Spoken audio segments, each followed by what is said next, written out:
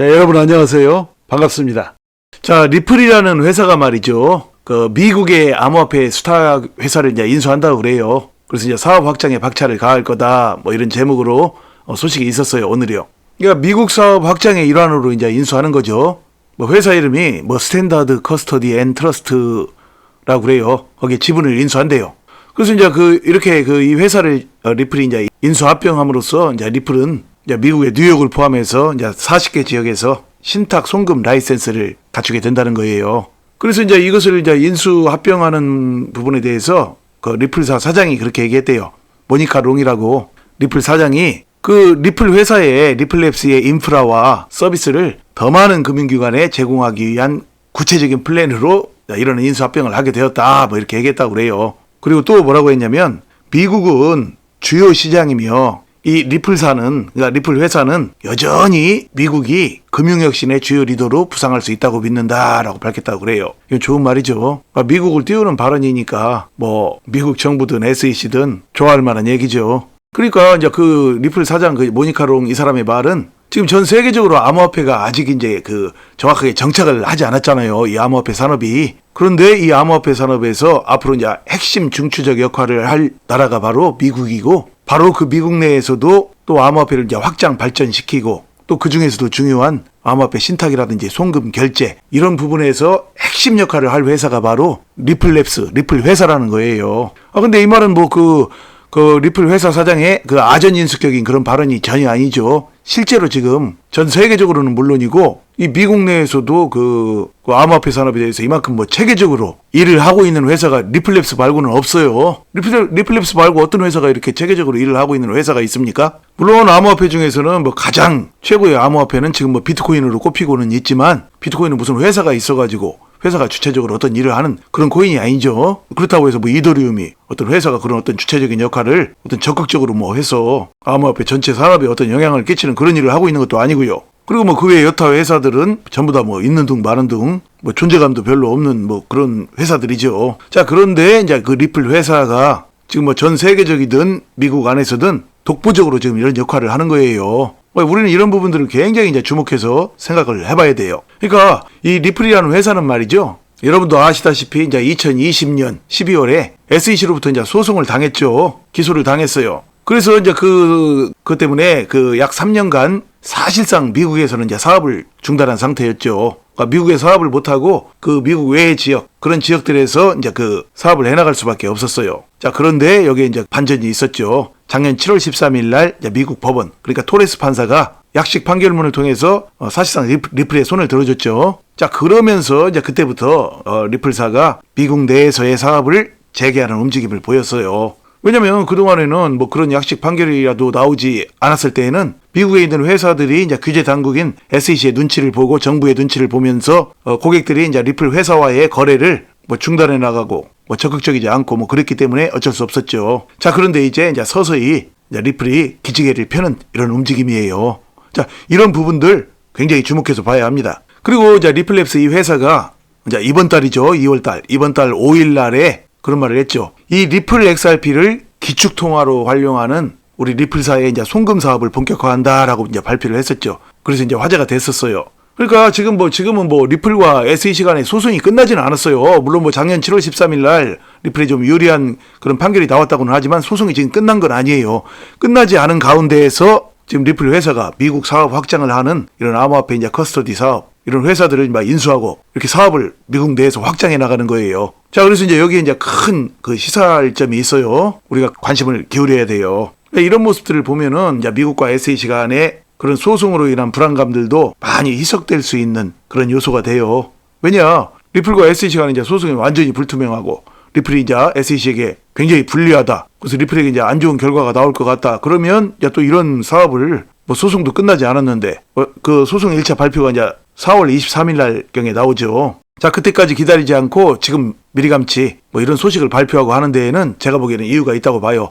지금 리플과 SEC 간에 그러니까 그 소송이 리플에게 이제 유리한 쪽으로 잘 흘러가고 있을 가능성이 높아요. 그러니까 뭐 합의가 된다든지 뭐 그런 방향으로 말이죠. 자, 그러니까 이제 우리 투자자들은 이런 부분을 눈여겨서 이제 잘 보고 잘 생각해 봐야 합니다. 그냥 뭐 뉴스나 기사가 떴다고 해서 뭐 이런 게 있었어요. 뭐 그냥 좋은 걸 거야. 뭐 이렇게만 생각해서는 안 된다는 얘기죠. 제가 방금 말씀드린 그런 부분들을 그것이 어떤 의미인지 잘 생각해 봐야 돼요. 거기에 답이 있어요. 자, 또 그런 소식이 있었어요. 그러니까 리플과 증권거래위원회 SEC 간에 이제 법적 공방을 늘 추적해왔던 그런 미국 변호사가 있었대요. 그 변호사가 이제 트위터를 통해서 리플과 SEC가 뭐 합의한다 뭐 그런 소문이 있는데 이게 말도 안 되는 이야기다라고 얘기했다고 그래요. 그러니까 뭐 이 사람 얘기는 그 합의 관련 논의 뭐 이런 거는 밖으로 유출되는 그런 정보가 아니다. 만약에 이제 그것이 유출되어서 그렇게 이런 소문이 떠든다면 그것은 어떤 의도적인 전략일 것이다. 그러니까 이제 헛소문을 믿어서는 안 된다라고 얘기했다고 그래요.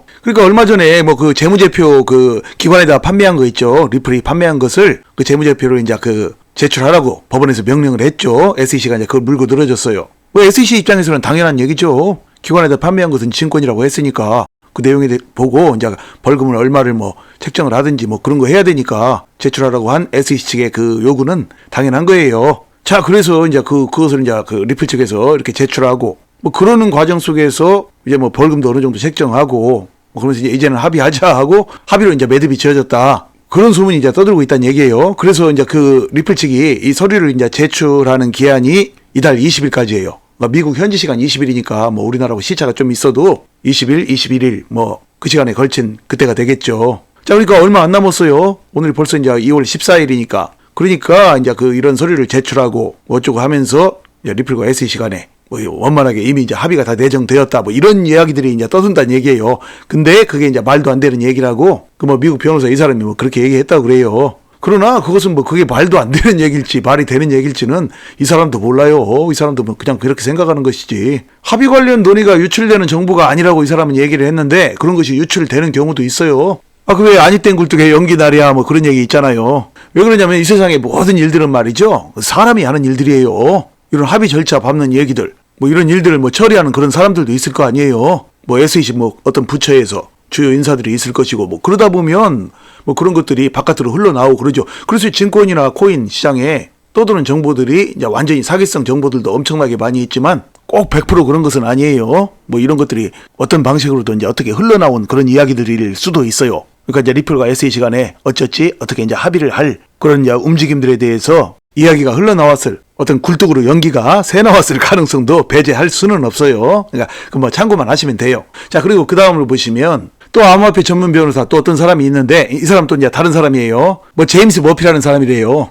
그 사람이 SEC와 이제 리플과의 이제 그 합의가 다가오는 이제 11월 대선 결과가 변수가 될 것이다. 뭐 또 이렇게 얘기했다고 그래요. 그러니까 이 사람 논리는 뭐냐면요. 그러니까 앞으로 다가오는 이제 11월 대선에서 지금 현재 이제 정부가 이제 그 민주당이죠. 그러니까 민주당 그 바이든이 패배하고 이 공화당 후보가 이제 승리할 경우에 그때나 SEC와 이제 리플사가 합의를 할 것이다. 뭐 그런 얘기예요. 그러니까 이제 공화당이 집권을 하게 되면 SEC의 이제 수뇌부들이 교체되겠죠. 그런데 지금 그 SEC 위원장 이제 게리 겐슬러는 임기가 좀 남아 있어요. 임기가 남아 있기는 해도 이제 여론에 밀리고 어떤 압력을 받겠죠. 그러면 뭐 교체될 수도 있고 교체가 안 된다고 하더라도 그런 압력에 밀려가지고 그때서나 SEC와 리플사가 합의를 진행하게 될 것이다. 뭐 이렇게 얘기를 했는데요. 이것은 굉장히 뭘 모르는 형이하학적인 그런 분석이에요. 왜냐면 제가 일전에도 여러 번 말씀을 드렸듯이 이 대선을 앞둔 바이든 정부가 지금 대선의 승패를 판가름할 수 있는 그런 변수, 그 변수가 무엇입니까? 바로 미국 내 암호화폐 인구예요. 왜냐면 말이죠. 이 대선이라는 것은 박빙의 승부예요. 대선은 어떤 큰 표 차이로 뭐 말도 안 되게 큰 표 차이로 지는 것이 아니죠. 어떤 박빙의 승부로 이제 승패가 갈리는데 지금 이 암호화폐에서 그 비트코인 빼고 그 알트코인의 선두주자가 지금 리플 XRP죠. 그러니까 리플 XRP가 어떤 불리한 상황 속에 이제 처한 지금 상황. 자, 이런 상황들은 지금 그 다른 알트코인들을 미국 내에서 들고 있는 사람들도 이제 많이 있어요. 뭐 그 사람들에게도 현 정부에 대한 반감으로 이어질 수가 있다라는 얘기죠. 그렇게 되면 대선에서 그 박빙의 승부에서 현 정부가 재집권하는데 엄청난 걸림돌이 되죠. 아니 어쩌면 이제 그것으로 인해서 패배할 가능성이 상당히 높아요. 왜냐면 그 리플을 포함해서 이제 다른 알트코인들을 들고 있는 그 사람들이 바로 그 박빙의 승부를 좌우할 수 있는 그 인구들이 될 수 있기 때문이에요. 그런데 뭐 그런 것을 아주 잘 알고 있는 선거 전문가인 바이든 대통령과 그 참모들이 이것을 모를 리가 없다라는 얘기죠. 그렇다면 당연히 현 바이든 정부와 SEC는 대선을 치르기 전에 이 리플과 SEC 사이에 이제 이 소송 문제를 매듭을 짓고 갈 가능성이 상당히 높아요. 그러니까 매듭을 짓는 것도 뭐 리플에게 불리한 판결을 내서 매듭을 지어버리면 선거에서 이기는데 오히려 역효과가 나버리죠. 그럼 바보짓을 바이든 대통령이 할 리가 없죠. 그렇다면 가장 좋은 것이 무엇입니까? 바로 합의예요. 자, 그러니까 대선 전에 그런 합의를 해서 민심을 미리 사놓아야 바이든 정부가 재집권하는데 도움이 된다는 얘기예요. 그렇기 때문에 지금 이제 대선이 또 얼마 남지 않았죠. 9개월 남았는데 그 안에 이제 SEC 자기들이 이제 타격을 입지 않으면서도 또 리플 측도 역시 어느 정도 만족할 만한 그런 합의 결과를 만들어낼 가능성이 상당히 높다는 얘기죠. 그러니까 우리는 뭐 그 장담할 수는 없어요. 합의가 언제 나올지를 그 누구도 이 세상에 그 어떤 사람도 장담할 수는 없는 일이죠. 그러나 이제 그 미국 대선이든 또 이 암호화폐에 대한 전 세계적인 관심이 점점 높아지는 이런 상황이든 그 어떤 상황을 보더라도 미국 대선 전에 그러니까 조만간 리플과 이제 SEC가 합의할 가능성이 상당히 높다는 것이 이제 저의 관점이에요. 그러니까 이제 이 미국인들의 성향은 한국인들과는 사뭇 다르다는 부분들을 이제 감안해 본다면 이 한국 같은 경우에는 대선 그러니까 불과 몇 개월 안 당겨놓고 대선이 이제 임박해서 어떤 대중의 환심을 살려고 하죠. 한국인들은 그 어떤 냄비 근성 같은 것이 있어가지고 어떤 것들을 이제 단기적으로 봐요. 그러나 이제 미국인들 같은 경우에는 대선이 임박한 상황에서 그러니까 불과 이제 한 두세 달 남겨놓고 그렇게 민심을 살려고 하면 그 약발이 안 먹히는 경우가 많아요. 그러니까 미국인들은 한국인들과 달리 어떤 그런 냄비 근성이 아니에요. 그래서 미리감치 적어도 지금쯤에는 어떤 민심을 사는 그런 행동을 해야 그것이 효과를 거둔다는 얘기예요. 그러니까 쉽게 말하면 지금부터 이제 그 현 정부가 이제 대중의 환심을 유권자들의 환심을 사놓아야 그들이 어떤 그런 정부에 대한 호감의 바탕 위에서 이제 그 대선 당일날 이제 그 현 정부를 지지하게 되는 것이지 뭐 대선을 한 뭐 두세 달 남겨놓고 또는 뭐 서너 달 남겨놓고 그때 가서 이제 유권자에게 환심을 베풀어 봐야 미국인들은 이미 뭐 표를 어느 쪽에 찍을지 마음의 결정이 되어 있죠. 그래서 효과가 떨어진다는 얘기예요.